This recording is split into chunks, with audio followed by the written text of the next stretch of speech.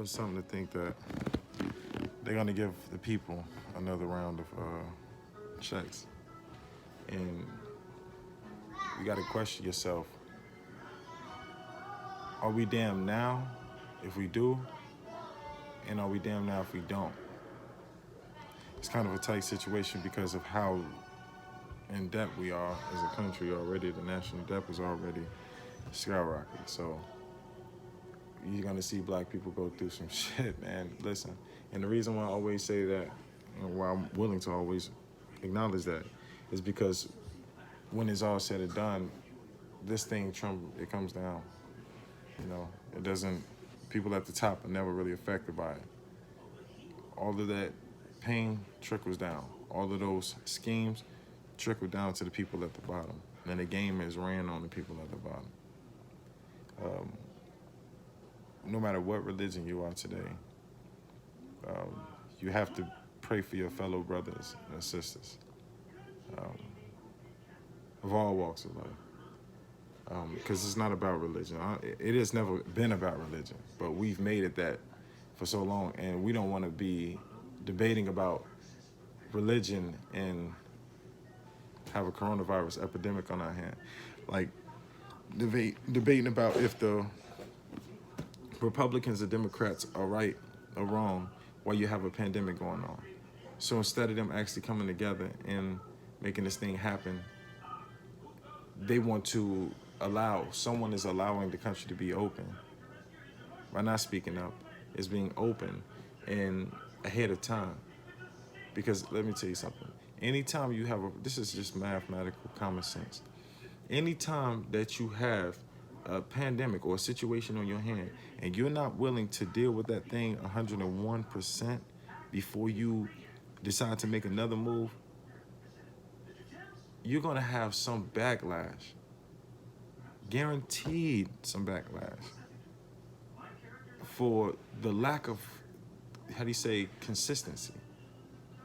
You see, for the lack of focus and for just plain out dropping the ball. You know, you're going to have some whiplash back, and once again, the people are going to be the first to feel it. So to the people, I ask you, do you think that it's really smart to be out here at these restaurants 150 deep right now, 2, 20, 50, you know, it does not matter. Do you think that it's smart to be out here? Do you think that it's good to go to football games and things like that, or to put your children back in these sports yet? I don't want to ask your president. I want you to ask yourself as a person. I want people to acknowledge their own opinion, their facts. Do you think that it's too soon to send your own child back to school? Do you think that you're putting your child to his death by doing so? Some will say no, some will say yeah. I'm not here to talk about where we're going with that yet. We're just gonna let the chips fall where they lay. And in the end, I pray that those who speak up on the thing are just simply true to what they say. You see, if you believe that the country should be opened back up right now, in my opinion, I would suggest you just to think a little bit more. Just research a little bit more, because there are some things that you're not seeing about this.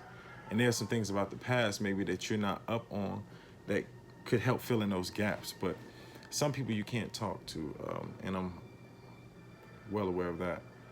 But I'm not here to try to beat a dead drum or beat a dead horse. America really got one option. You either do the right thing or you face the consequences for not doing the right thing. You either do the right thing by your people financially and be honest with them. If this thing is going to have a kickback 10 years from now, a financial kickback 10 years from now, that some people are going to have to give up link, some people are going to have to give up Social Security card. That means that the rich are going to have to take major tax cuts. They're going to have to pay more, should I say, to assist in rebuilding the economy. Because if America is a great country, then we should be focused on putting all of our efforts towards getting this done. Not separated from people walking in the house with guns and then the president be too afraid to say anything to him about it, because normally he's in that crowd. He's his buddies. But I don't want to put too much of my own personal opinion, because that really don't matter. Allah has situated everything already. He's made the final decision already on who's who and what's what. So I don't necessarily need to say anything. Our message says you don't really need to condemn a dirty glass. All you need to do is sit a clean one next to it and let the people decide.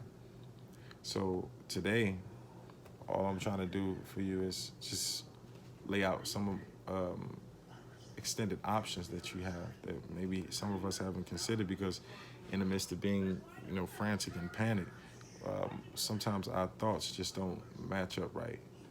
It's hard to come up with a clean thought to help us bring about a solution to an issue. And maybe our coming together could bring about the cure for this thing, but I guarantee you this, the separating factor of it will cause many to have to suffer. Even those who separated into their own ranks and thought that they wouldn't have to face no waves after that, you're going to suffer for that. We all are going to get our behinds whooped today. And Allah is not playing about that. And I pray that we, as people come to see that, I have to curb my phone a little bit. I got to get a messenger up. But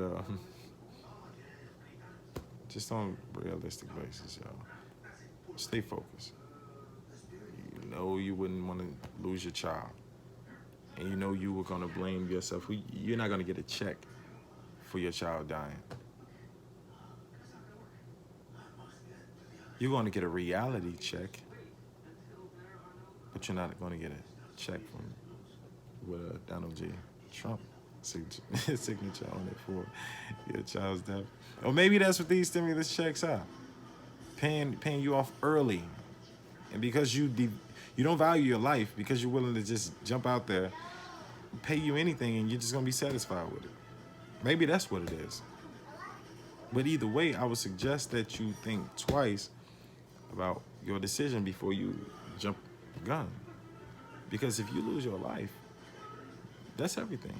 No barbershop, no schools, no football, basketball, none of that.